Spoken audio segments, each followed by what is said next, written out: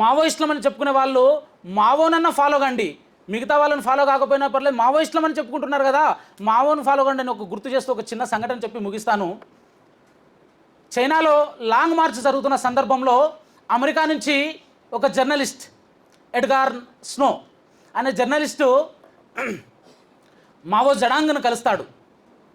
Mao జడాంగ్తో ఇన్ని ప్రాణాలు పోకుండా విప్లవం సాధ్యం కాదా అని ప్రశ్నిస్తాడు.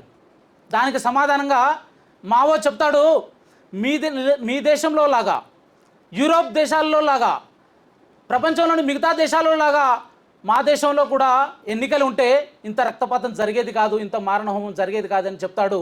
ఈ విషయాలన్నీ ఎడ్గార్ స్నో తన రెడ్ స్టార్ ఓవర్ చైనాపై అరుణతార అనే పుస్తకంలో సవివరంగా రాశాడు.